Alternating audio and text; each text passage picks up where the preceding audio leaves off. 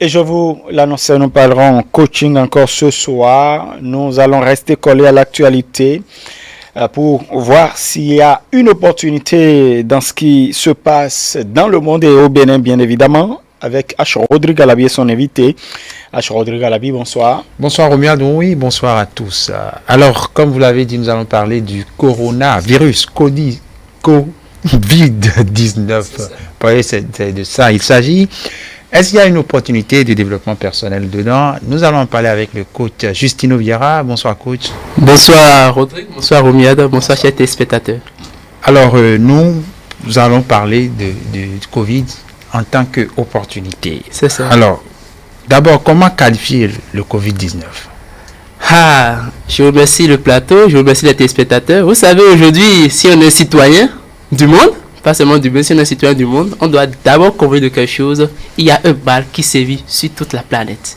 Ce mal, c'est le coronavirus. Mais au-delà de tout, il faut reconnaître que le corona, c'est une crise. Nous ne sommes pas médecins. Du moins, moi, je ne suis pas médecin. Donc, je ne suis pas là pour les démonstrations scientifiques. Par contre, nous devons reconnaître à l'unanimité ce mal qualifié de pandémie. Parce qu'aucun pays, presque, je dis presque, n'est épargné, qualifié de pandémie, et qui crée la psychose, qui renforce la peur au sein de la population. Voyez-vous, les églises ont fermé les portes, les mosquées, les religions, en un mot, la religion a fermé. Il n'y a pas que la religion, même au plan économique, il y a un coût. Voyez-vous, il faut reconnaître alors que le coronavirus, à part le fait que ça soit une maladie, un mal, ça eu un impact très très négatif dans notre vie quotidienne. On dira alors que c'est une crise. Alors, que faut-il faire? Est-ce qu'on va rester là, pleurnicher, voir le mal nous abattre sans rien faire, sans y déceler des opportunités? En coaching, nous disons, et ça c'est au point Wilford qui nous l'enseigne, toute expérience que nous faisons doit être pour nous une leçon. En quoi est-ce que le corona peut être pour nous une leçon? C'est ça ce que nous abordons dans les opportunités. Mais on en parlait, vous l'avez dit, c'est une crise. C'est une crise. Une crise, ça fait trembler, ça fait réfléchir, ça fait peur, ça fait qu'on s'enferme dans sa chambre, on ne veut pas sortir. Alors, en quoi ça pourrait être une opportunité pour le développement personnel? Voilà, le développement personnel, comment définissons-nous le développement personnel? C'est l'art de travailler sur soi pour faire ressortir ses potentialités. L'art de travailler sur soi pour faire ressortir ses potentialités. Dès lors, on dira que toute expérience est porteuse de leçons. Toute expérience est porteuse d'identification de potentialités. Alors le questionnement, comment est-ce que la situation, aussi bien cause, aussi bien et peu appréciée que nous traversons actuellement, peut être pour moi une source, un moyen de renforcement ou d'identification de mes capacités, de mes potentialités. C'est de ça qu'il s'agit et c'est pour ça que nous disons le corona est au-delà de une maladie, d'accord, on en convient. Cependant, nous devons prendre place là pour détecter des opportunités. Et on dit une crise, d'accord, mais une opportunité, c'est possible. Nous sommes actuellement en pleine crise. Ça se passe partout, ça se passe aussi au Bénin. Et l'autre parle de la guerre. Nous sommes en guerre contre un ennemi invisible, l'ennemi qu'on ne voit pas. Alors, quelle attitude adopter face au coronavirus pour quand même bénéficier de son développement personnel? Ah oui, il faut avoir une attitude très forte pour garder le mental très haut. Pour garder le mental très haut. Vous savez, les mesures qui nous sont indiquées ne sont pas pour nous confiner, ne sont pas pour nous encercler au point de nous torturer. Il faut supporter ça il faut l'accepter. Lorsque vous ne pouvez pas changer quelque chose, vous n'avez pas le choix. Il faut aimer ces choses-là. Aujourd'hui, vous n'avez pas le pouvoir de dire non, j'outrepasse les mesures mises en place par le gouvernement. Le faire, c'est désobéir à la République. Et vous ne désobéissez pas d'abord à la République, vous faites d'abord du mal à vous-même. Donc, au lieu de rester dans sa chambre et de se faire morfondre, il faut être ouvert.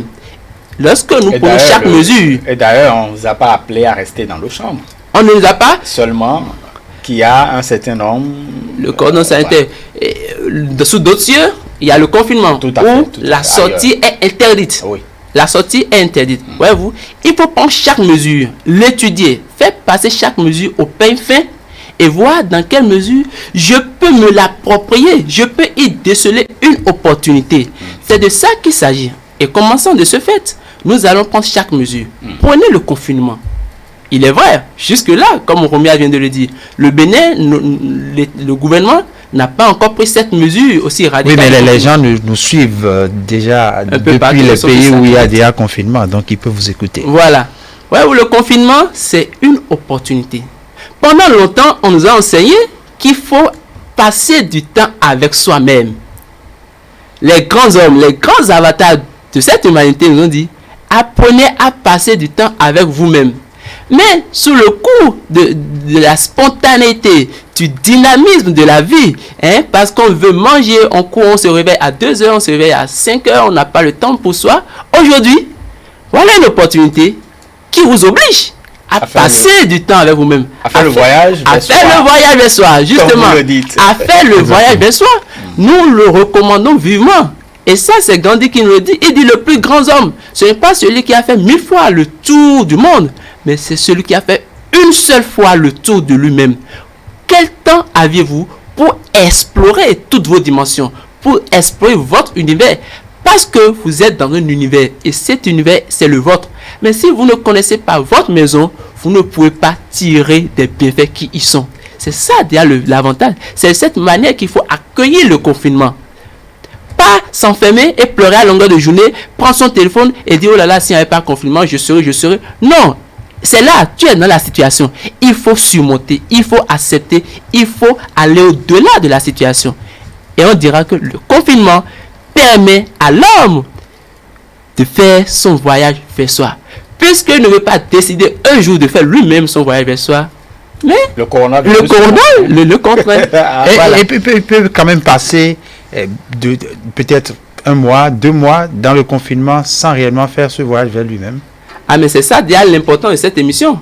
Parce que désormais, ceux qui sont en train de nous suivre de l'extérieur, bien entendu, sauront qu'ils ont déjà fait 3 jours dans leur chambre et ils ont eu du mal à accepter cet immobilisme. Ils sauront désormais qu'ils peuvent prendre ça comme opportunité pour engager le voyage vers soi. Et lorsque nous parlons de voyage vers soi, on voyage pour aller découvrir quelque chose. Je ne vais pas revenir sur cette thématique. Nous l'avions fait, nous en avons discuté longuement ici. Tout à fait. Il faut aller découvrir quelque chose. Il faut aller découvrir quoi? Son talent. Et lorsque vous trouvez votre talent, même de votre milieu de confinement, vous pouvez commencer par y travailler. Si je me découvre une qualité d'auteur, d'écrivain, mais grâce au confinement, j'ai pu découvrir, je me suis découvert cette opportunité. Par ailleurs, je peux m'y mettre en même temps. Justement parce que j'ai eu le temps, en fait, je peux raconter même dans un petit ouvrage comment j'ai passé mon temps de confinement. Comment j'ai passé mon temps de confinement. Comment j'ai traversé, comment j'ai pu quand même surmonter, effectivement. Et laisser ça à la postérité. Tout à fait. Il y a certains qui ont tellement d'ambition, tellement de projets, et ils se disent chaque fois, si c'est que j'ai le temps, j'allais développer. Si c'est que j'ai le temps, mais cher ami, pendant longtemps, tu te plais du temps. Mais tu as le temps malgré toi maintenant. Il faut consacrer, il faut l'occuper. Mais il n'y a pas que cette mesure de confinement. Il y a aussi la fermeture des lieux de culte.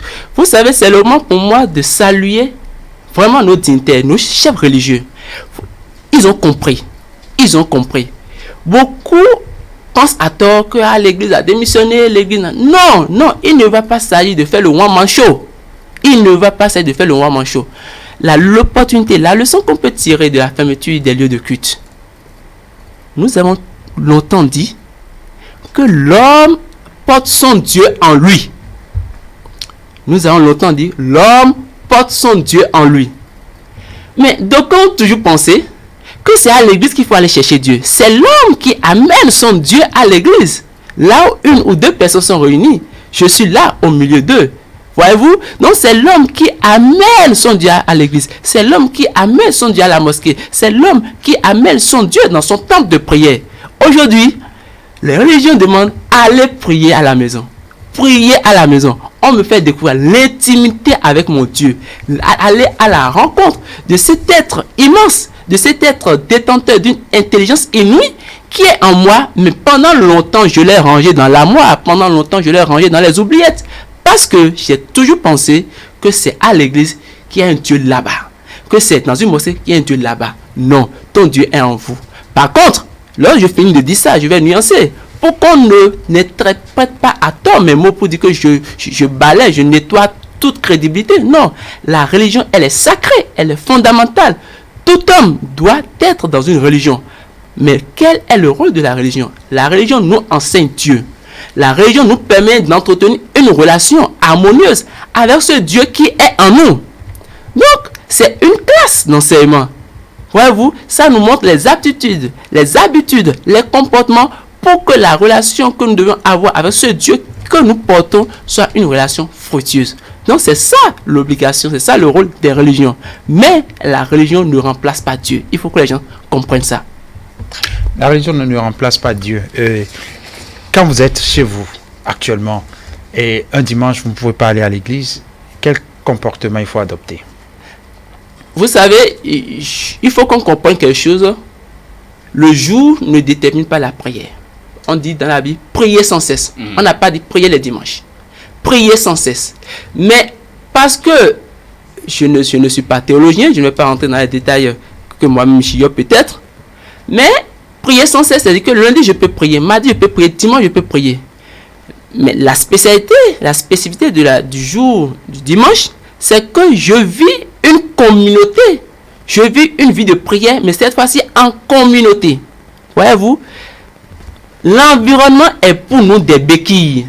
D'où, si je suis dans une église, mes frères et sœurs qui partagent cette foi avec moi constituent pour moi des béquilles. Ce sont des moments de ressourcement. Mais puisque l'homme ne veut pas volontairement décider de ce temps de ressourcement, les dimanches, pour nous les chrétiens, sont indiqués pour ce temps de ressourcement. Les vendredis sont indiqués pour nos frères, amis que j'adore beaucoup, musulmans, pour ce temps de ressourcement. Ainsi de suite. Donc, lorsque je suis dans ma maison le dimanche, je dois savoir que c'est un jour comme les autres, mais que je dois développer mon état intérieur par le ressourcement. Et au-delà, oui, bon, c'est vrai que je reviendrai en arrière, mais c'est toujours, quand on parle par exemple du confinement, pour ceux qui, dans les pays, ont quand même décidé d'aller au confinement, par exemple, je peux me retrouver à la fin du confinement en train de développer des talents de bricoleur, parce que pendant tout ce temps, j'ai cherché à réparer telle chose qui est gâtée dans la maison, j'ai voulu faire telle chose, alors que je n'avais pas ces aptitudes, ou ces aptitudes étaient en moi, mais cachées. Cachées. Ça veut dire que le confinement vous permet d'explorer même votre lieu de résidence. De voir, mais il y a longtemps, je dois changer, je dois passer un peu de vernis, je dois nettoyer ça. Parce que vous êtes là où est votre conscience, là où vous-même vous êtes. Vous venez dormir à la maison, mais ça ne veut pas dire que vous avez de l'attention sur votre cadre de résidence. C'est peut-être lors du confinement, vous allez dire, mais il y a telle touche sur ma commande qui n'était pas là depuis, il y a telle photo qui n'est plus là. Vous avez du regard pour votre entourage, vous avez du regard pour votre cadre de vie. Et ça y va de même pour la mesure du couvre-feu. Voyez-vous, au-delà à 19h, on oblige tout le monde de rentrer. Mais il y a des gens, ils ont une famille, certes, mais ils se comportent comme des célibataires. Ils ont une femme, ils ont des enfants, mais ils continuent. À peine la femme voit son mari, à peine les enfants dégustent, je dis bien dégustent, parce que c'est un moment de rencontre, c'est un moment de rapprochement, c'est un moment de communion. Les enfants n'ont pas ce moment avec le papa. Mais aujourd'hui, papa rentre à 18h, on le voit, on prend du plaisir, nous amusons. Tout ça, ce sont des opportunités que nous devons déceler à travers Corona.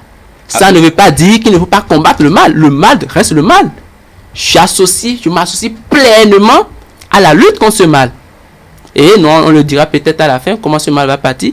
Je m'associe entièrement. Parce que vous savez comment ça va partir. Vous verrez tout à l'heure. Vous verrez tout à l'heure. Aujourd'hui, il faut comprendre quelque chose. Nous ne devons pas nous plonger dans la situation. Nous ne devons pas prendre la couleur du corona. La couleur corona est déjà un mal. Prendre sa couleur, c'est être aussi un mal. On ne saurait l'être. Il faut aller au-delà. Il ne faut pas s'associer au mal qu'il y a déjà dans le faut pas s'associer virus. Alors, il y a une question déjà qui fait un tic à Romuald. Comment il faut faire pour que Corona recule ou bien Corona disparaisse? Oui, avant de dire comment est-ce qu'il faut mettre fin à Corona, je vous dirais l'avantage, par exemple, le fait d'empêcher les regroupements. Voyez-vous, la distanciation imposée. C'est légitime. Aujourd'hui, vous devez constater et féliciter nos dirigeants. La manière dont tout est en train d'être digitalisé. Je ne dis pas que c'est Corona qui a amené ça, c'est un projet qui existait.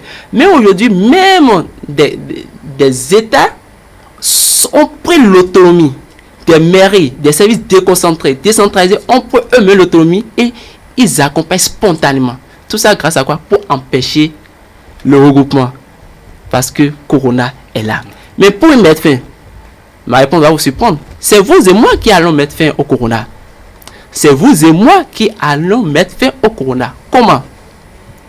Si il n'y a plus de victimes, c'est que Corona n'existe plus. Le jour où on parviendra à dire que sur la planète, il n'y a plus de victimes de Corona, on enterre Corona ainsi.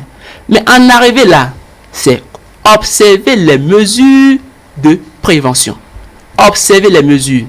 Et aujourd'hui, il ne va pas s'agir de mettre une veste d'opposant ou de mouvancier. Il s'agit de combattre un mal. Il n'y a pas de récupération à faire là-dedans.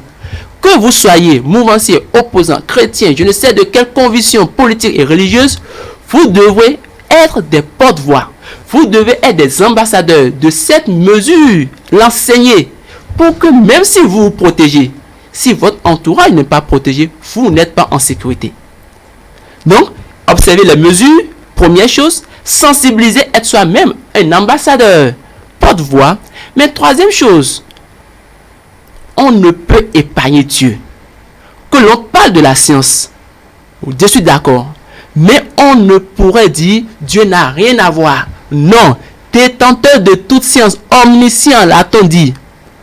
Omniscient, ça veut dire l'homme, en prenant ses précautions, en allant dans cette riposte, doit toujours avoir un regard très très bienveillant sur Dieu. Demain, chaque fois, Dieu vient prendre le contrôle de ton monde. Viens prendre le contrôle de ton monde. C'est de ça qu'il s'agit. Mais au-delà de tout, il faut penser à l'après-corona. Il faut penser à l'après-corona. Ah oui, chacun doit pouvoir dire, après, il faut vivre. Après. Et chacun doit pouvoir se restituer. Chacun doit pouvoir se restituer. Où est-ce que j'en suis aujourd'hui à l'après-corona? Parce qu'il y a des gens qui veulent bien observer ces mesures de confinement. Et on les appelle peut-être des indisciplinés. Mais ils sont des indisciplinés malgré eux. Ils n'ont pas les pains qu'il faut. Ils n'ont pas l'économie qu'il faut pour survivre durant cette période de confinement. Ça appelle l'homme à pouvoir gérer ses finances. Nous allons parler ici, il y a cela 2 semaines, de l'éducation financière. Vous devez avoir une situation financière qui pourra vous permettre, face à des situations pareilles comme le corona, de vous autosuffire sans forcément travailler. Mais si c'est au jour le jour que vous mangez, si ça serait normal que vous soyez des indisciplinés à des moments pareils. Alors merci à vous, ça fait plaisir. C'est le plaisir pour moi d'écouter tous ces enseignements, allais-je dire, en ces périodes-là de, je dirais pas de confinement, mais difficile où le corona sévit. Merci, on va vous retrouver. Le confinement, c'est ailleurs. Nous, c'est le cordon sanitaire. Le cordon sanitaire, et c'est à respecter aussi, parce que c'est aussi une manière de prévention, c'est pour notre sécurité. Tout à fait. Merci beaucoup, coach Justino Vieira, coach auteur, formateur également. Rodrigue Alabi, merci donc pour cette discussion. Nous allons marquer une pause. Vous retrouvez toujours sur notre application, vous téléchargez notre application e-télé et vous retrouvez bien évidemment nos discussions à travers les rubriques L'œil du coach, tout simplement. Et donc, nous marquons une pause pour permettre au service de l'information de nous informer. Vous n'oubliez pas les autres rendez-vous. Vous aurez droit à Covid-19 Info d'ici d'ailleurs avec Jacqueline Alavor. Je retrouverai après, bien évidemment, notre consultant politique pour le décryptage de l'actualité nationale. Alerte coronavirus. Béninoise, Béninois. Le coronavirus est une maladie respiratoire grave qui peut affecter tout être humain sans distinction d'âge, de sexe, de nationalité, de race ou de continent. Elle se manifeste entre autres par une toux sèche, avec une forte fièvre et surtout des difficultés respiratoires. Pour prévenir le coronavirus et éviter sa propagation, adoptons les gestes barrières que sont Se laver régulièrement les mains avec de l'eau et du savon ou utiliser un gel hydroalcoolique. Tousser ou éternuer dans le creux du coude ou se servir d'un mouchoir à jeter.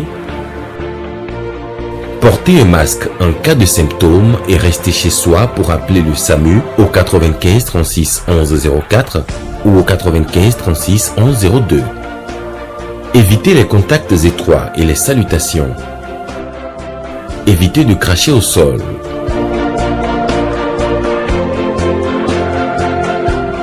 Se protéger, c'est protéger les autres. Soyons responsables et respectons les consignes.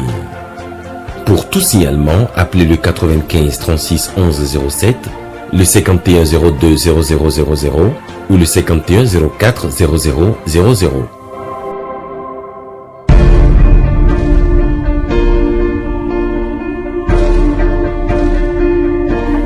Pour tout savoir sur l'épidémie du coronavirus au Bénin, rendez-vous sur le site web www.gouv.bj/coronavirus. Ceci est un message du gouvernement de la République du Bénin.